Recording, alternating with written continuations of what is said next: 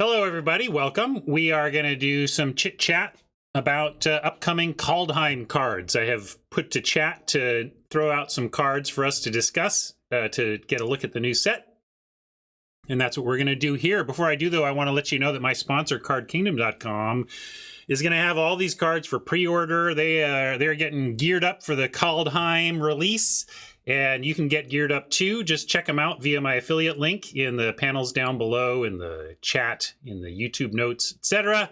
They know you got there from here, and then they associate your future business with my stream, and that helps keep me on the air doing this very thing right here. So let's do it. This is where I take cards from chat and we talk about them. So let's hop over to the left monitor and see the first one. It's Tyrite Sanctum. All right. It's a rare land. It has tapped to add a colorless mana. So before even going any farther, the cost is lowish but real. Colorless mana is tough to include, especially in limited, where we are scrounging for our colors. Limited mana bases, that 9 of one type, 8 of another, that's a terrible mana base. It's not a good mana base. That's why we get color hosed and limited all the time, because our mana bases aren't good. Rare lands that tap for colorless make them even worse. So it's a really high bar to clear to get me to include something like, I don't even know what it does yet. I haven't read it. But to include this in a limited deck, it needs to be spectacular, or it needs to be my 18th land. I'm not giving up kind of my 9-8 type split. Unless it's excellent, or or just play it as an extra land. So what does it actually do? 2 and a tap, target legendary creature becomes a god in addition to its other types. Put a +1/+1 counter on it. That's all it takes to make a god these days, huh? Just like work out in the gym for a week and like, I am a god. 4, tap, sacrifice this land, put an indestructible counter on target god. Now, if this had the ability, target creature becomes a god in addition to its other types, put a +1/+1 counter on it, then I am totally in, right? And I think I might even run it. I think it even clears that bar that I set up with, that like, would I go 8/8/1 with this as my 1? If I didn't have a lot of double costs, I would if it wasn't legendary. I don't know, maybe all the creatures in this set are legendary and I don't understand exactly how much legendary stuff is going on in the set. But from a limited standpoint, I am not playing this probably ever unless my deck is just got like seven legendary creatures in it or something like that. But changelings aren't inherently legendary, are they? Because legend is a super type, it's not a type, right? I don't think not all changelings are legendary. I think if they were, I'd already know that. That can't be the case. So it's really the legendary text here that makes me not think that this is going to be very good. Well, okay, so let me ask you this, chat. How many legends do you want in your deck before you're happy to run this as your 18th land? Let's just say you're running this like as a spell. You're not going to use your mana, but you do want to run this in your deck. How many legends before you're even willing to do that? I want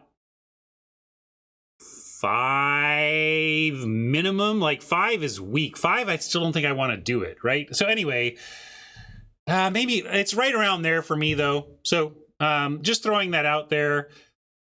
The cost to your mana is real. The cost and the cost, if you play it as an 18th land, well, then you're using it as a spell, right? So then it's not really free in the way that lands tend to be. So not a limited powerhouse, but a cool design.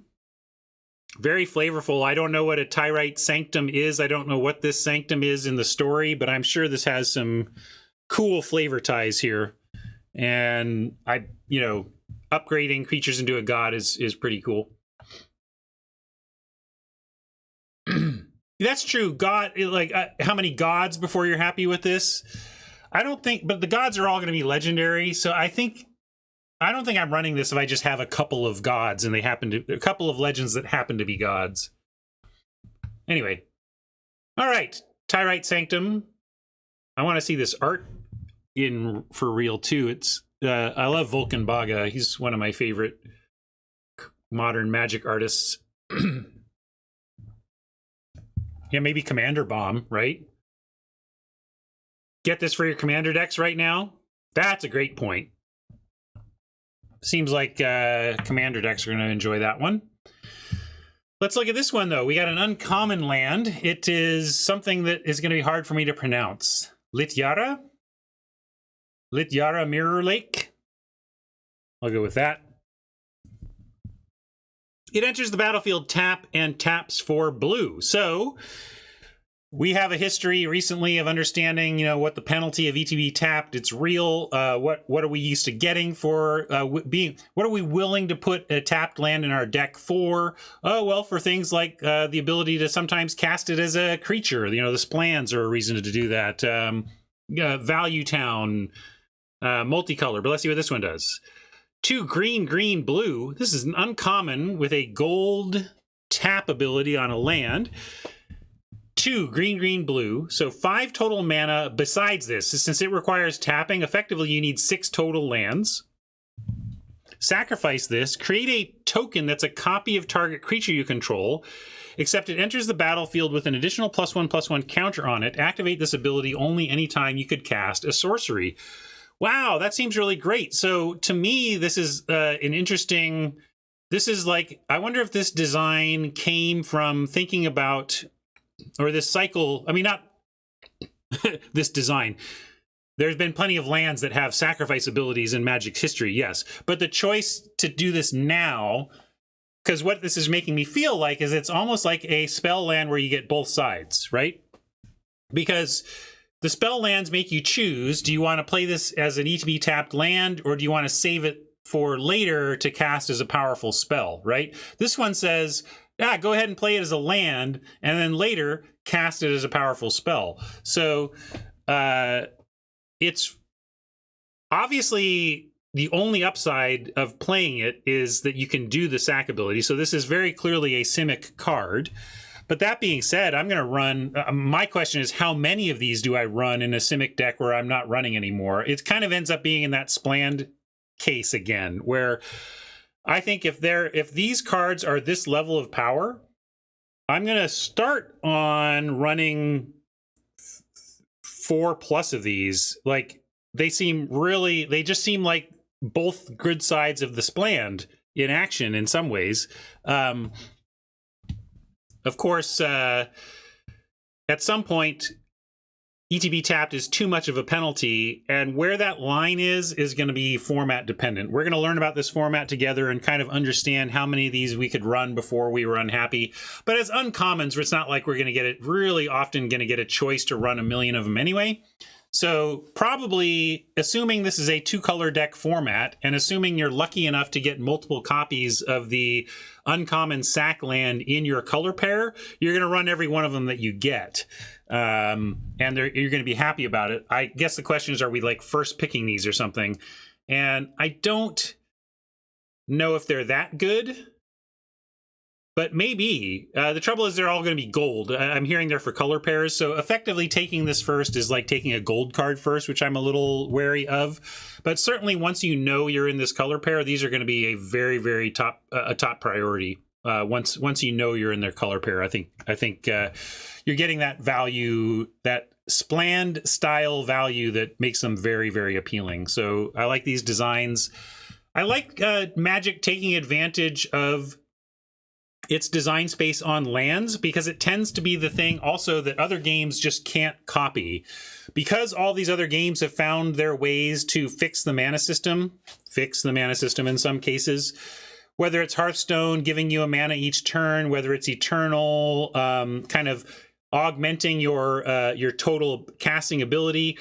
A lot of Magic competitors don't have design space on lands. And so I really like it when Magic explores design space on land, because it's one of the places they remain extremely unique in this realm of tabletop style strategy games. I say style because really it's all digital now, but even the digital tabletop style ones are not taking advantage of this design space. So I like to see Wizards doing that. All right, one more here. It's another one. So let's just take a same thing, but it's a different color pair. This is the Gruul one. Gnottvold Slumbermound. Okay, that's my current favorite name of the set. High bar to clear that. Best name of the set so far. Gnottvold Slumbermound. The Slumbermound will get you. It's also good, cool art. Yep. Who is that? Simon. Very nice. What does it do? It enters tapped, makes red. And for 7 total mana, 6 other mana, and sacrificing this, destroy target land, create a 4/4 green troll warrior green creature token with trample. Well, normally I'm not too impressed with destroy target land type functionality in Limited. It tends to not be quite good enough, but with these running around with a full cycle of uncommon awesome lands, this is kind of a part of the cycle that counters the cycle, if that makes sense. So that's a nice touch in the cycle too. It's kind of cool to see a 10-card cycle that contains effectively a hosing of the cycle within the cycle. And I'm going to send Fenor to the Slumbermound along with me and Hat and all the other people who deserve to ponder their navels for a while and really, really think about some of the choices they've made in life.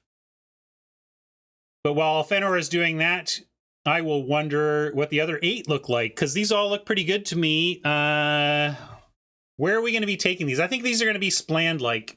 You know what I mean? I think these are going to be Spland-like once you're in those color pairs. And it's going to be, which is to say, sometimes you're like, you know what?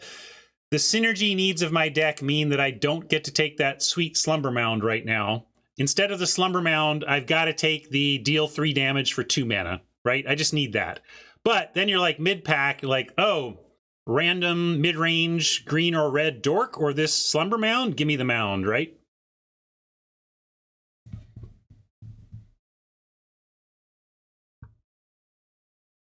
That's where, see, Jinx is saying they're thinking that the destroy target land is going to be useless, and that's normally my concern, Jinx. But it looks like in this case, we're going to have good targets because there's a 10-card cycle at uncommon. So yeah, and randomly picking off a splash. I think the other thing is like somewhat the destroy target land thing on here is like. Also somewhat like the marginal effect on a medium Spland from Zendikar, which is to say you could look at it and say, that effect is not going to be super relevant all the time, but hey, it's there, I'll take it, and when it's good, it'll be good, right? So like Bayene Vale, right? It's often just a land, but when it's good, and you're happy to have it then.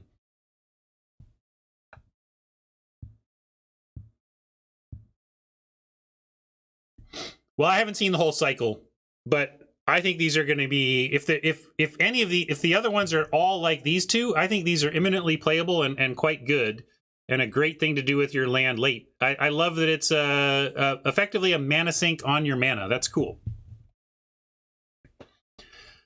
Put me down for being in favor of super expensive sacrifice this land for awesome effect tech. I think that's a good design space. So. Well, we'll see.